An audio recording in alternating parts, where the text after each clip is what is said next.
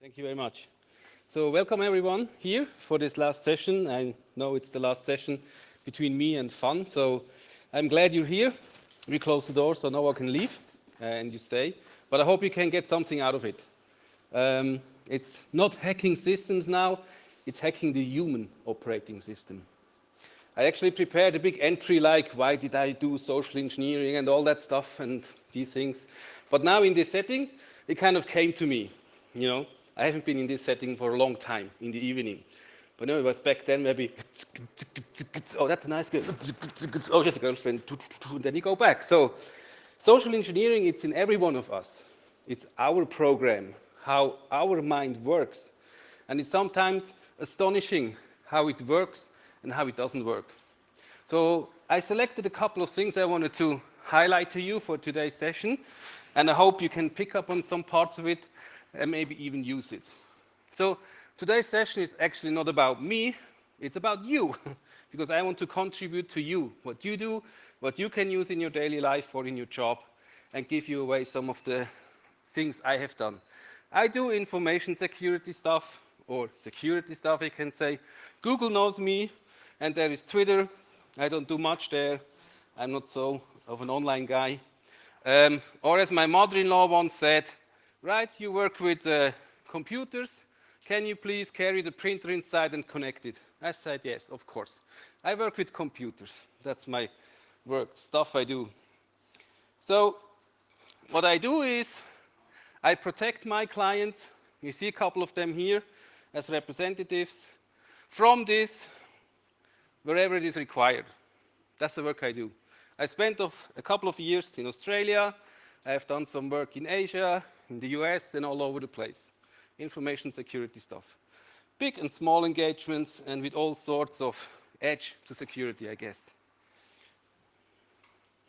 Now, what's the definition of social engineering? There are actually many definitions out there, and none of them really fit. So we found, for us, it's important to create a common understanding for social engineering. It's also, if you do work in your field, most important is to create a common language. If you work with clients, with other colleagues, whatever you do, if you don't talk the same language, you get in trouble. Some talk about segregation, some talk about VLANs, some talk about zoning. They maybe all mean the same, but maybe not. So this is our definition of social engineering. It's the elicitation of information from systems, networks or human beings from all these three areas. We want to collect information as social engineers from people through method and tools. We wanted to have a controlled approach in obtaining information.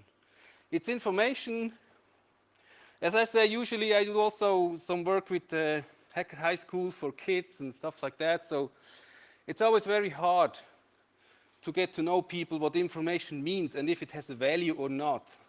But the most important thing is always, data is an asset. If you remember this, you will be fine. That's basically it.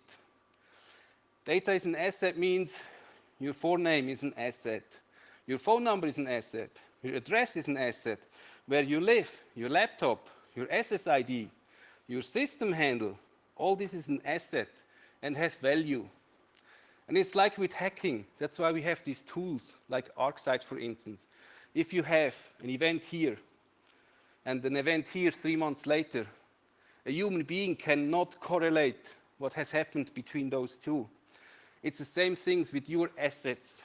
You give away your name once, then you give away your street there, and the rest here. You cannot correlate. That's also what social engineering does. They just pick pieces here and the piece there and the piece there. And then at the end you have the full picture for whatever you need to do with it, right? So that's just a definition which gives you an idea what this actually means. It's not bad or good, it's not evaluating, right? We don't say you steal classified information because most of the information is not classified you steal as a social engineer. But if you combine and correlate the information, then it's becoming interesting. Why is social engineering as an APT so underestimated? I think that's one of the biggest problems, and also a driver why we do, with my colleague in Germany, we actually started this framework. It is underestimated, because there is no software or hardware you can buy. There is not a box or an appliance or something else you can buy. It protects you from social engineering, right? There is no firewall, gateway, data leakage prevention tool, whatever. You cannot buy something really tangible to protect you from social engineering. And actually, I'm glad you can't, because otherwise it's a device which you don't really like to install on yourself, right? But also, I think social engineering as an APT doesn't have its own logo, right? So it's really kind of, is it a real vulnerability if it doesn't have its own logo? I don't know, maybe. Like the other serious ones, right? Because only serious vulnerabilities have logos, right? So that's this one. And you wouldn't believe, but the second bullet point is actually true. I worked with those vulnerabilities when they came out for my clients. So there was a big mess. Okay, do you have an asset register? Where are your machines? Are they affected or not? When can we update them? Who's paying for the update? Is the SLA still in place, etc., etc.? And then, a couple of weeks later, there were new vulnerabilities coming out. And I was doing this kind of strategic advices on vulnerabilities, etc. And then there was a vulnerability without the logo. And I got this ask, hey, Dom, is that also a dangerous one? It has no logo. I said, hell yes, it's even more dangerous than the other one. But it has no logo. So what do you do, right? I think also what's interesting here, that's the human mind playing around this, is you get 10% more budget if your vulnerability has a logo to fix it. Really, it's true. You know, if management sees a logo and they report, oh my God, heartbleed, look, it looks like this. So dangerous, blood coming out. You get 10% more budget to fix it. And also what's interesting, if you fix finally one of these ones in the company, you patched everything, etc., you run a new scan and say, oh, yes, we done it, you're the hero. So you not only get 10%, but also you get the hero bonus for fixing it. That's what's happening with the logo. But as I said, I'm thinking always ahead, and I'm thinking ahead of problems and how you can solve them. It's like Harvey Specter in Suits. There are 146 things you can do when someone points a gun to your head, right? So I created this logo. You can say, logos, who cares? Social engineering, forget about it. It's not important. It's not even real coding there. So I created social engineering logos. But also I created them to get the 10% bonus and the hero status, right? Now you can use them. Maybe you can hack them from me or social engineer them from me, or we will make them available on the website for you. You can download them. But I also use them for planning. Social engineering is also about planning attack vectors, looking for vulnerabilities. And when you have a logo, you can actually make some nice maps. So you pick out the person, and then you say, okay, now there, geographically, we go fishing. There, geographically, we go whaling. We want to have this guy. Or spearfishing or whatever. So it's actually also for attack planning, quite useful, but also to show management, hey, we need more budget to fix this, right?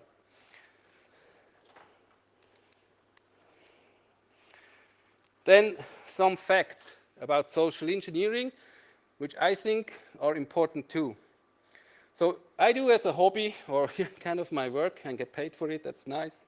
Also, I do some reverse engineering, not technically. I can't code, that's why I became a social engineer, right? No. Every large attack has some social engineering components in it. If you look at Carbonac, the banking attack, it wasn't that famous in the news maybe, but money-wise, it was really interesting. But from the bank side, who cares? A couple of 100 million, really minor. But if you look at the attack, there is a social engineering element in the middle where they actually try to look at keyboard typing, password typing, and everything else. Without that little bit in the middle of the whole attack chain, it wouldn't have been so successful. I don't say it wouldn't be successful. What I'm also saying is hacking is a business. We knew that before, right? But therefore business principles apply, and you have to think like that, like a professional business. You want to have something in return. And also from a socioeconomic point of view, hacking a person is much cheaper than evading encryption or two-factor authentication, for instance. So what I do expect is, for the future, that there will be much more social engineering in the attack chain. And it's cheaper. And if it doesn't work, who cares? You create another attack chain. But so it means, from my view, looking at social engineering and protecting my clients, you need to be aware. You need to be aware as a CISO, you need to be aware as the IT responsible, as the CEO, as an administrator, as yourself, right? Because your reputation is maybe on the line. So be aware of this. It becomes more important. And it's so easy to make any faults in this area without realizing. I think that's an important bit. The link down here is actually from a very interesting movie from the Switzerland Federal Intelligence Service about industrial espionage. They call it short movie and it's 20 minutes, okay? But it's really interesting. There's some social engineering techniques in there. How actually an industrial client gets hacked. He's a book author, and then some person is approaching him and saying, yeah, we can offer you a contract and give you a contract with, France, and we can get you good reviews and all that stuff. So it's actually really good made. If you are in awareness or something for your company, go to that link and look at it. It's a great, great video. And also gives you a bit about the topic of social engineering.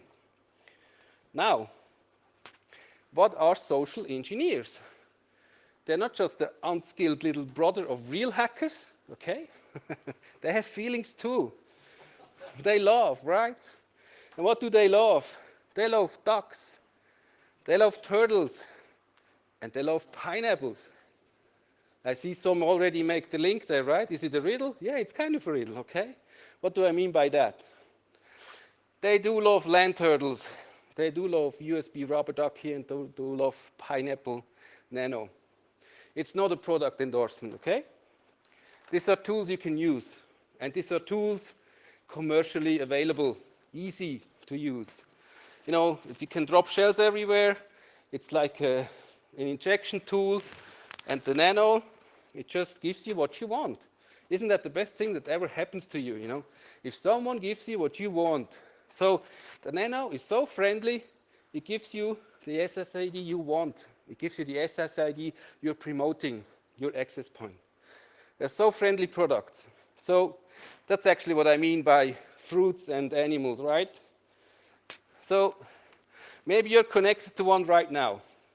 Sometimes at conferences or other places, you really say, leave everything at home. I say, take everything with you to the conference. And look what's going on there yourself. Then often you see people walking around, backpacks and antennas like this, going up, right? And what do? Oh, they're just friendly. They help you get access. So don't be always so wary with these things. You can trust them. But no, that's also a problem which I think is careful from the perspective of how do you conduct yourself. Do you really want to show your access point? What's the point of showing it? Yeah, it's fun. It's kind of, is it ego feeding? Yeah, maybe.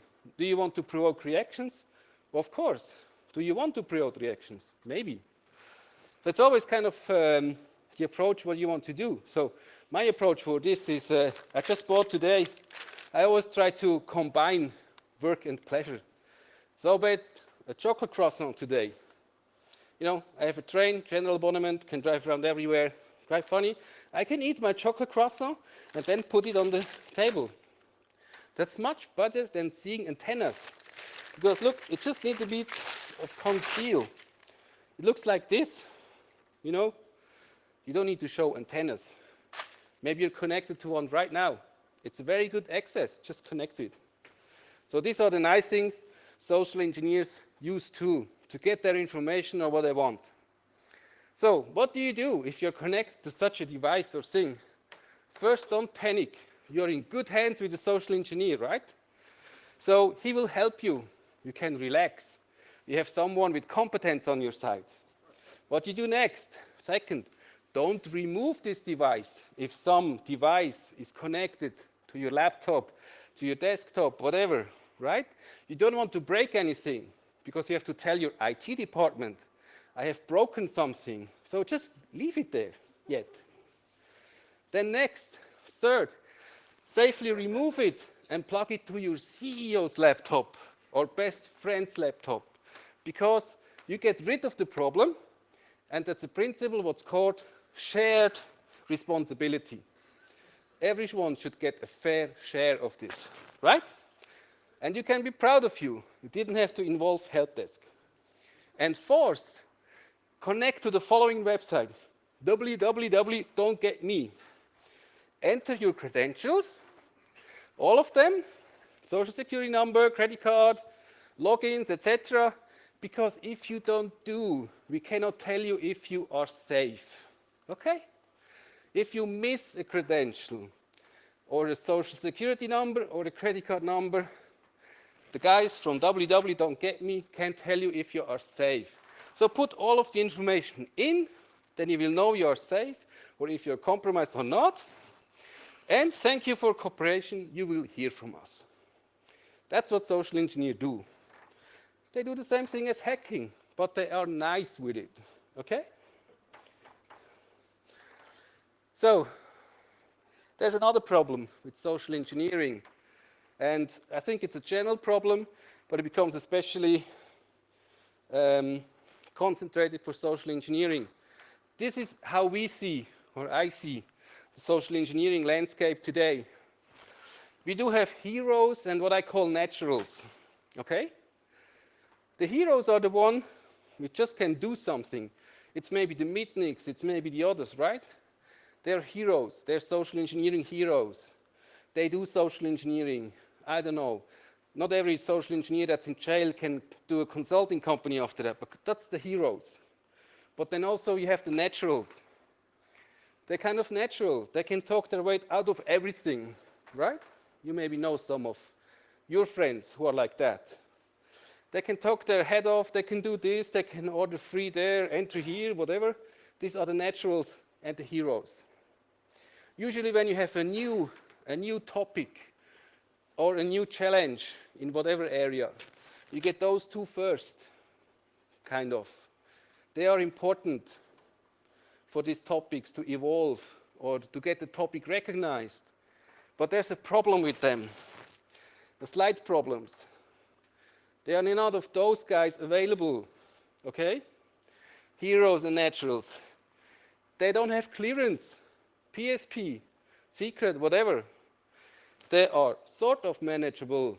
Think about those guys. Can you manage them in a professional setting?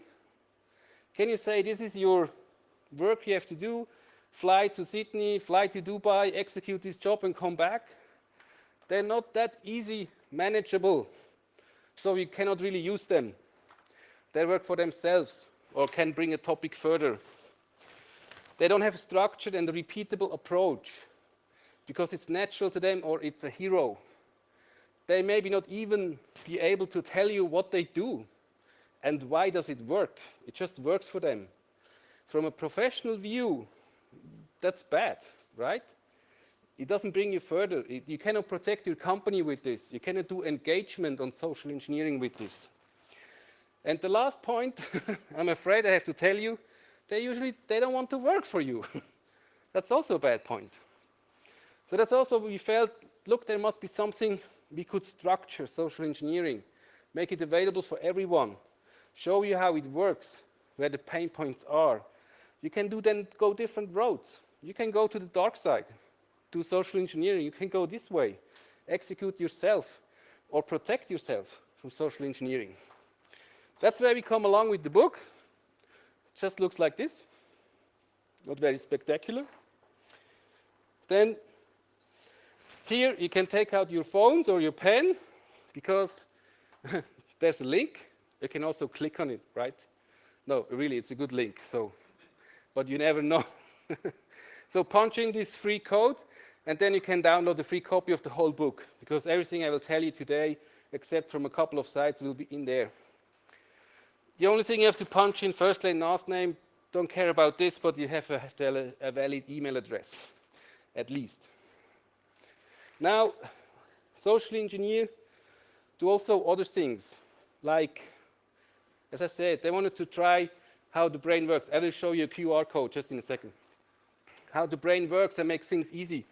So now, imagining you are in a spa, or in a sauna, or wherever place, in a whirlpool, and you need to remember something. The lottery figures are on the wall over there, and you have 10 seconds. What do? You don't have technology. You have nothing with you. The only thing protecting you from getting the big lottery win is your brain. So we can work on this. Social engineers always think how the brain works. So try to remember this. There are some people who just can do it. You cover it, they will tell you. But for the others, try to remember. I give you a hint like mnemonic works. So 4ON is like moron. Moron, but it's 4on. LL is little lover. And C6X is maybe like C#, but C6. So 4on, little lover, C6. I think you can remember this, right? And then you have it. And the rest is something like repintelligence and cells. And you will have it. But I will give you the QR code. I'm not sure if it works. You can try. Make your picture out of it. It's the URL, or make a photo, and you can later make a photo of the picture and get to the link. So let's go further. This is how the book is structured. What everything is in there. Social engineering, the framework. This is more targeted if you want to do social engineering engagements with your guys or your company. A bit about governance, risk, compliance.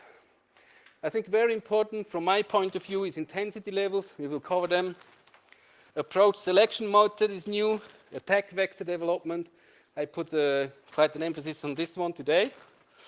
Interpersonal distance, some information about that one. Verbal masking, experimental content. That's just the chapters of the book. So we'll go through a couple of things here with you now. That's basically the framework. So from a knowledge point, it's broad and specific. The framework covers GRC++, methods, instructions, and you have a skills area. Skills is really where you develop yourselves or the work you bring into the table. Some of the methods, a method is explaining you how you do certain things, and instruction is like a step-by-step. Some of the methods and instructions don't need additional skills, right? And some of them need.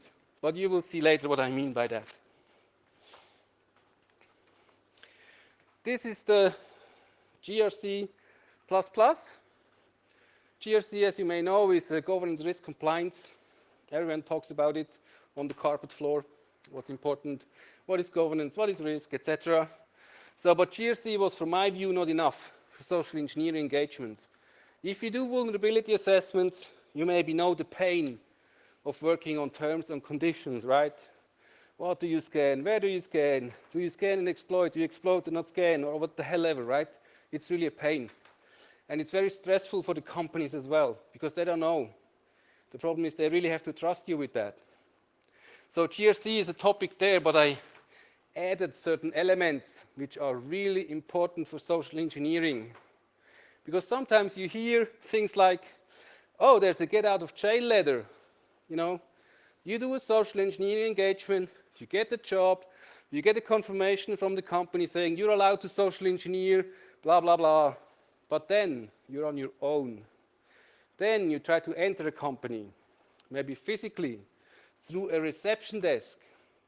Now in Switzerland, the problem is reception desks are not the company's reception desk. That's a separate company, right?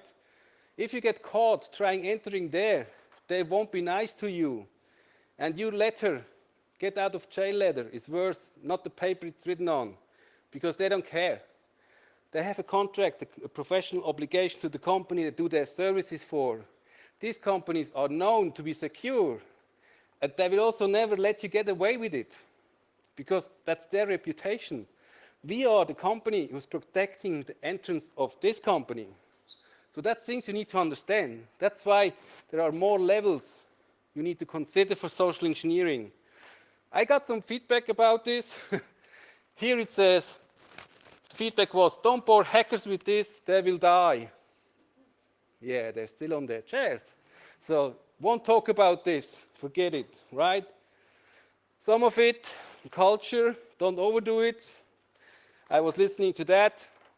Ethics, not much use at the hackers conference, skip that. So we'll probably talk about those two. Right. Go to the intensity levels. That's a part we worked quite a bit, and it comes out of a lot of engagements I have done internationally. There's always the point of, what do you exactly do? What do you do if you go to Thailand and hack the site, or if you do pen testing over there? And that's always a communication between you and your client.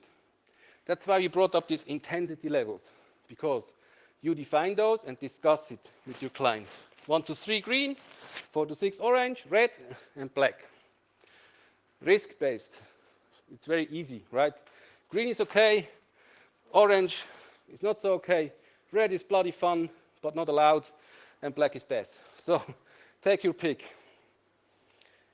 Then, additionally to this, comes the risk appetite and possible consequences or techniques used to give you a tool. This intensity levels is actually a tool. So here on this level, we have legal, non-evasive, open source intelligence. That's level 1. That's pretty cool. You can do that mostly without a problem. Without a problem, always looking over your shoulder and see if you get caught or not. And writing your letter and say, Mom, I will be away for 10 years, but I will come back. Okay. It's simple local or national standard or corporations. It depends also on the company you work for. We can do the same thing for 2 different companies, but the risk is unbelievably higher on this company. If you have a company, I don't know, if you want to talk about, let's say, Monsanto, about pesticides, hell yes, do that. I look what you do. If you talk about something else with this company, pesticide with Landi in Switzerland, it's okay. Those guys will kill you. So it also depends on the company. That's why you have the company in here there too, and the local or national as well.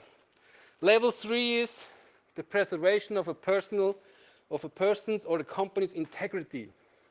That's, you can go up to level 3 with social engineering if you keep a person or a company's integrity. Don't smear them, don't make bad press for them, don't risk someone's job with it, then you're okay. Next levels. Invasive, intrusive, medium complexity, international or well-known corporation. 5 is ethically questionable. And 6 is the occasional risk of illegal misdemeanors activity, legal implications not known entirely. So, think about it if you want to hack the Liberation Army or something like that, right? Level 7 is invasive and intrusive, highly complex, international company, high profile political, it's important, or medially present. Then it goes all the way down. Here is coercion, etc. Illegal, felonies, I will just explain you that, and misdemeanors. And the black stuff is highly illegal. That's usually reserved for these 3-letter acronym companies. We all know, right? So the point really here is just about the felonies and the misdemeanors. I think in the Switzerland context, it's really important that you know the difference. So I just look it up here that I'll tell you some crap. So misdemeanors is along the lines of Übertretung and Vergehen, and felonies is along the lines of Kapitalverbrechen, Straftat. If you can find a flat, you may do just a misdemeanor, gets you away a couple of months. If you produce a felony, it can get longer. So think about it. Think about before you hack. This table is not just for hacking, guys. It's for social engineering, hacking, whatever else you do in life. You can apply it everywhere. It's important to know what you let yourself into, and It's actually part of the agreement with your client if you get social engineering contract. You put this table in. You both agree. You do social engineering based on physical entrance, blah, blah, blah, locations, headquarters, very funny, 25 grand, but you stay within these levels and both sign this. That's important. So you have a common understanding what you do. So that's how the whole table looks like. Here are just a couple of comments, sign-off approval. Because the point also with this table is, if you do red teaming, sending people somewhere, you won't see them for a while. You send them to Mogadishu, oh no, you won't see them at all, I guess. No, you send them to Sydney maybe, and you say, guys, you're going to Sydney, you have to look at the corporate headquarters, red teaming, 1 month, expected results, you stay within level green. Off we go. Then when they're there, and they do their entering and breaking and whatever, they know they should go above level green. That's the point.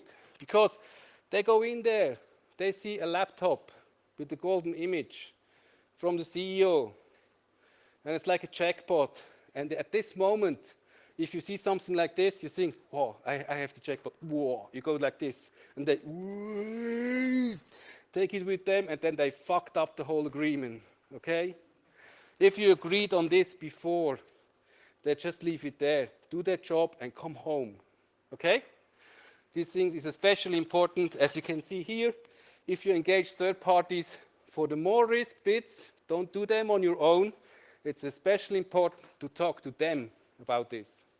It's their job. It's their job to stay here and do that, and not more.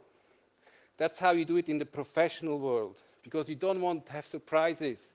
That's really the thing no one wants, okay? So that's a table you agree beforehand with your team, with your red team, with your attack team, whatever the hell your team you call it, and say, guys, or guys, you can go up to here, okay?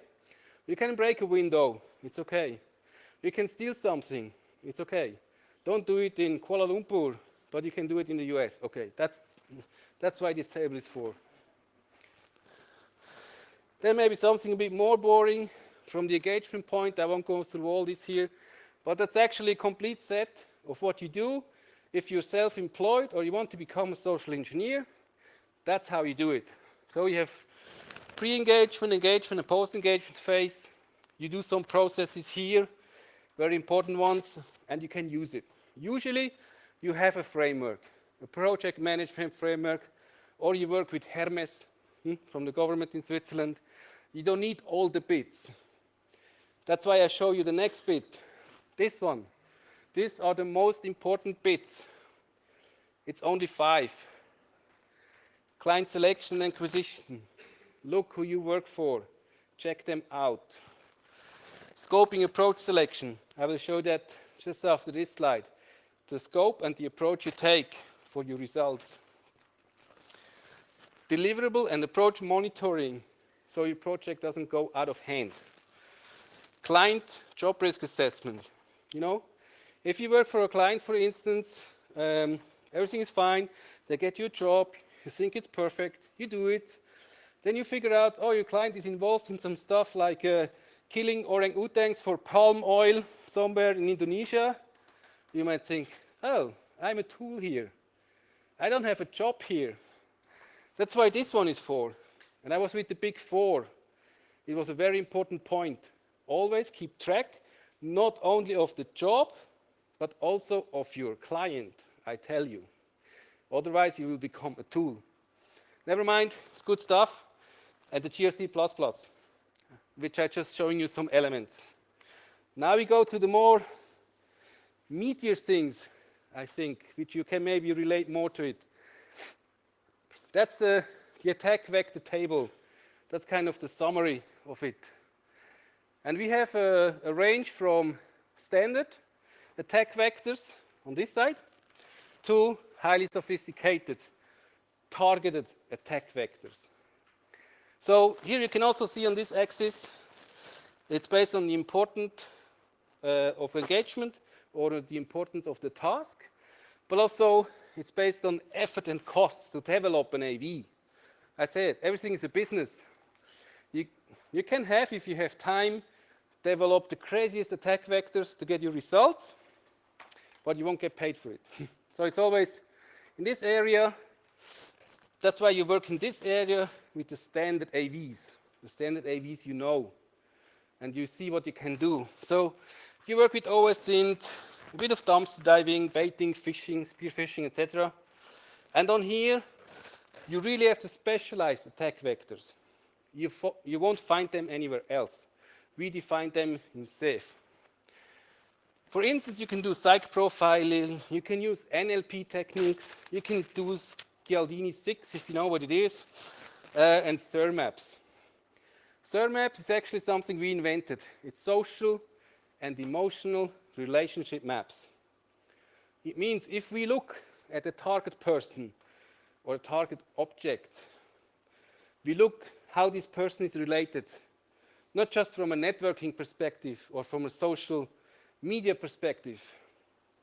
We try to look at the person in a way, how does he react? What is his out of character behavior? What can we do with him else? He's you know, these hate-love relationships. Usually you won't go there because of ethical. Does he have kids, family, what else? Is he healthy or not? I will show you that.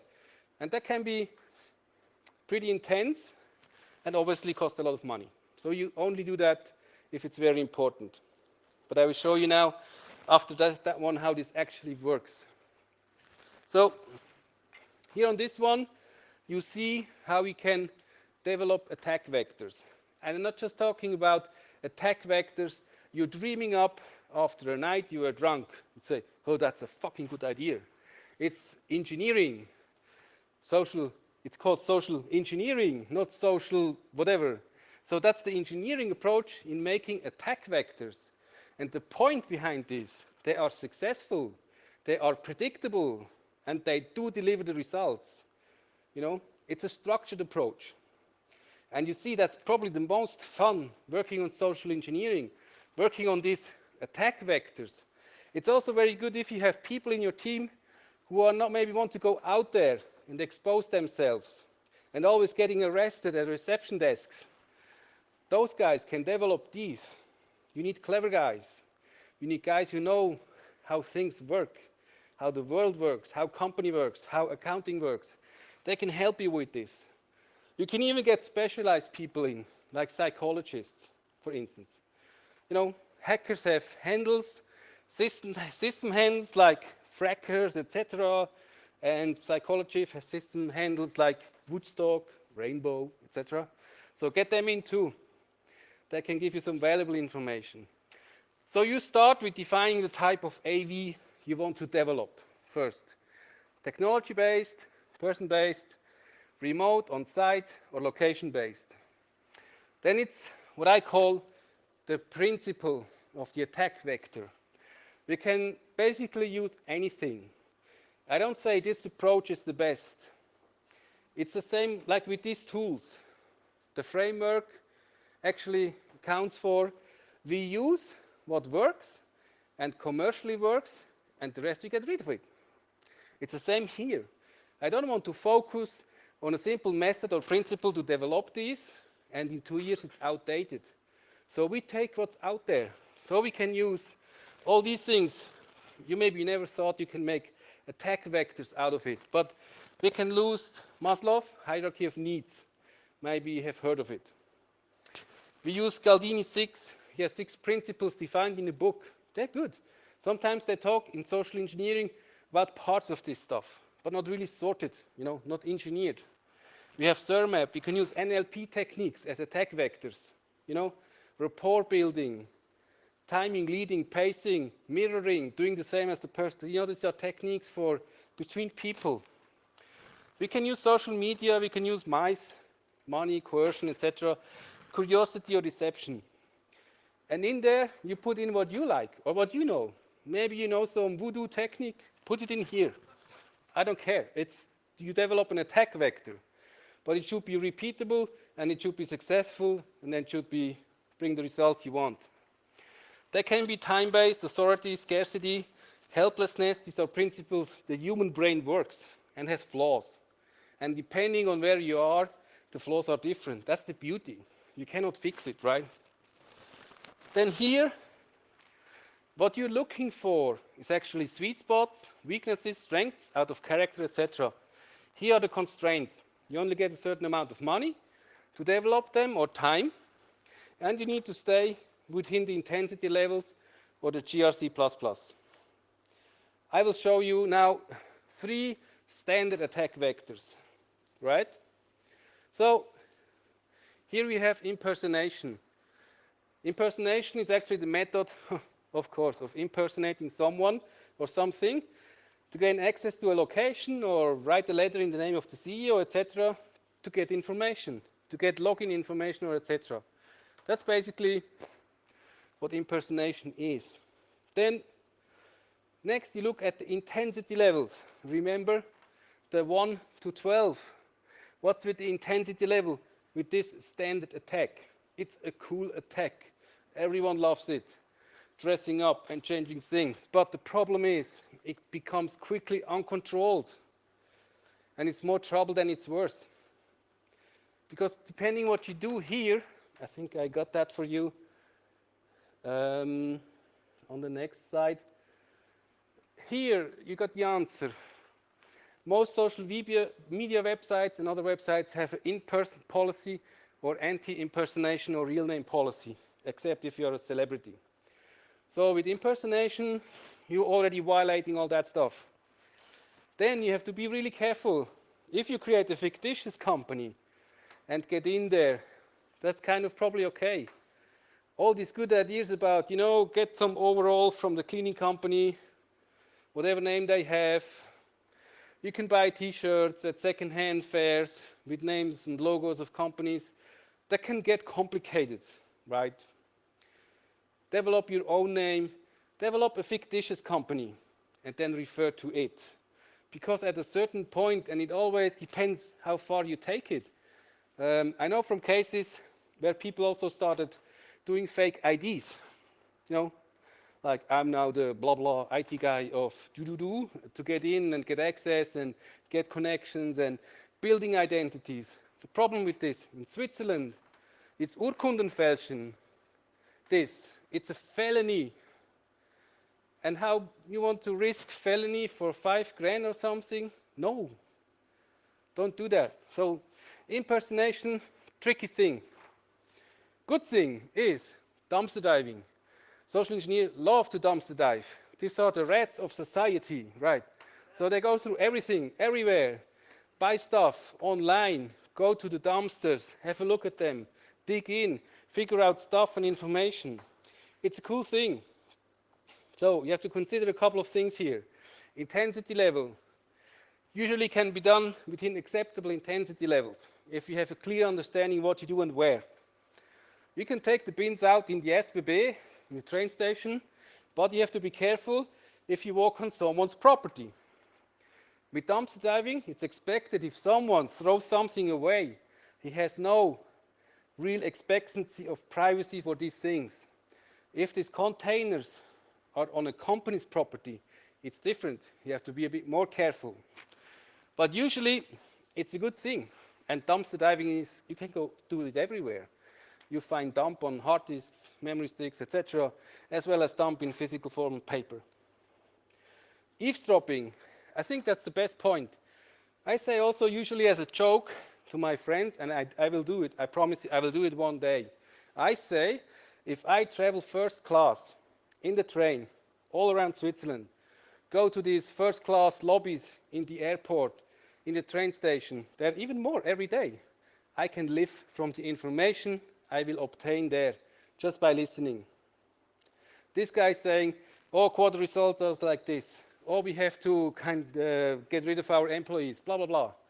I always make a joke out of it. I think one day I will try it as a proof of concept, and I think it will work. I don't know how much money I can make, but I will be able to do, because people are stupid. Privacy screens don't protect them from talking, That's the biggest problem. From talk, no one applies the same principles as for documents. You have secret documents, you have this document, vertraulich, etc. But they talk all crap. Dumpster diving, eavesdropping is great. It's usually within acceptable levels, except you do wiretapping, but that's not even necessary. They say you anything if you just talk to them and buy them a coffee. So, and it's mostly legal. That's a cool thing. That's what you need to get out of it. So train your ears and eyes. It's the best thing you can do. Let's go to the next one, Cialdini. Cialdini 6, he has just defined 6 principles. You have probably saw them. It's reciprocation, it's social proof, it's commitment and consistency, liking, authority, scarcity. These are the principles in his book. Obviously, he didn't wrote it for social engineering. He wrote it for marketing, for making people comfortable, warm, fuzzy stuff. But of course, you can use everything, dual use, purpose. This is our description.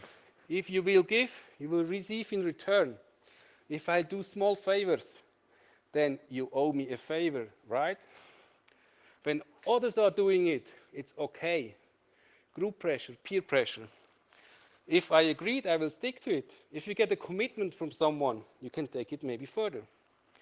If it's like me, I like it, okay? If everyone walks around in t-shirt, I will walk around in t-shirt too. If an expert, that's an interesting point. If an expert or authority figure says it's true, then it's true.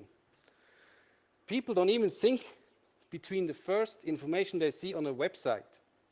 I have put out graphics and stuff online with links in there, which would send them to some hellhole. I can tell you, I got no feedback. They don't even click on it. They don't even look at it. What is it? Is it true? Is the link true? Is it coming from there or not? That's unbelievable. If you're seen as a part of communicating, everything that's written must be true. And of course, I make limited editions of everything. It's better. It gives you also another 10% of the budget. So this is how it works. Attack vectors, reciprocation, you give, you expect back. I have to speed up a little bit. Social proof, how you apply it. It's all in the book. How do you apply this attack vector? That's the other one. That's this SIR map. It's a bit more complex. This is the index person. Psychologists use that. By the way, you can say you're a psychological advisor, but you cannot say you're a psychologist, okay? But the rest is fine. So you do this map. You put the person in the middle. Index person. Now, description, what does this person do? That's a simplified example. He had an affair 2014 with 20-year-old Tiffany. He's now focused on Claire. His best pal, Bob, has PTSD, is 45. He's married in 99 to Alice, which is 44. By the way, Round is female, Edgy is man. He has a hostile. She is hostile towards Bob, sorry. So you collect this information. You can also give this to professionals to collect. Then you build an attack vector. And this one will hit, okay? You look for these things, emotionally loaded, incongruency, out of character, weak, underdeveloped, etc. This is the description. You have different, you always look for leverage with social engineering. You have your crowbar. You look where you can put it. And the human mind only needs little edges to put a crowbar and crack it open, right? So you look for these things and you can use them then. I mean, that's very level 6, right? You wouldn't do that just as it is. Here's a list of symbols you use. I can also give you those ones, but also you can use it for your meetings to draw how the real structure is of your company. This guy hates this one. This is the information maker, etc. You can use that. So, next one, big one, I think very important, ego. It's the biggest problem. Me, myself, and I. Why? Out of character.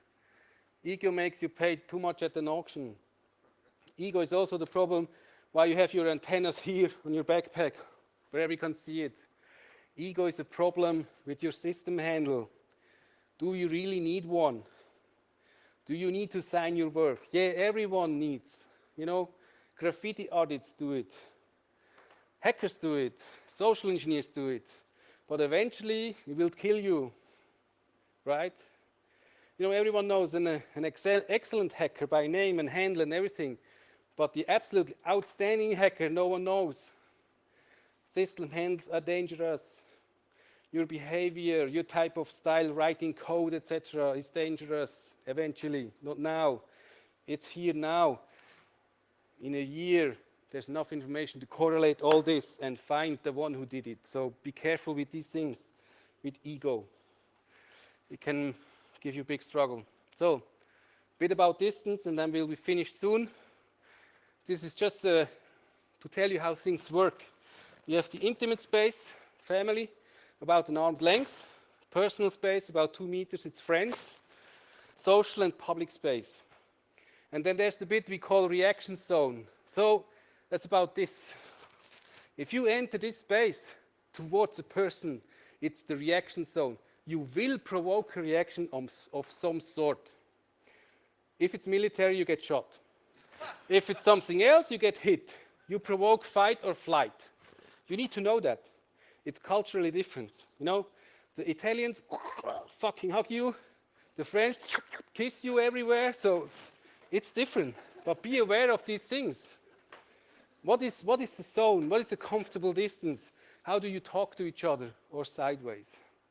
Keep that in mind when you work with people, right? That's probably the space of New York. Everything cramped. You can ask your neighbor, can you change the song on my iPad or iPhone? This is then the practical application of this. This is a desk, by the way. That's your target person. You know, practical application. How do you approach someone? Guys, not from the back. It's never comfortable. The person will never talk to you. It's just not good. Red zone. Orange, somehow acceptable. Green is ideal. Talk to this and the screen is there to a person. Because then you have to make the person comfortable. If she's insecure or whatever, he will not talk. You don't have to social engineer everyone. It's also if you have employees or a team, consider this. But if you think, oh yeah, really cool, I go green, you go to the person's desk and sit on it, it's not working, right? That's an aggression if you do that. So it's really just approaching the zones. Keep that in mind. So I think I'm finished with the parts I could cover within this time. And if there are questions or you want to do something else, like a micro-expression training, just tell me. Are there any questions? You want to see the QR code again? Oh yeah, I can go back, sure. Hi, I just have a question. Have you ever felt like in danger doing something in your job? Yeah, I think definitely. or not comfortable. And it also depends what you do where, right? There are just certain countries or things you won't do anything, and that's the point in staying professionally. Or it's maybe if you do it in a team, if you team up, you do distractions or other things. I don't mean like explosions, but just, you know, other distractions. Then you feel uncomfortable because you cannot control the other persons. And then you think, oh my God, this is going. So that's why these tables are here. You brief everyone beforehand, and then you can trust. Where is this code now? I think that takes risk out of it, but not the fun. So that's also why we kind of invented this framework. So you can do it safely, you have your rules, you don't go to jail too long, I guess. You need good lawyers, but you're fine. And that gives you a good feeling, right? And the learning for companies, individuals, is anyway there way before you steal something or you break something or whatever. You can show the flaws or the gaps they have, I guess. Any other questions for Dominique?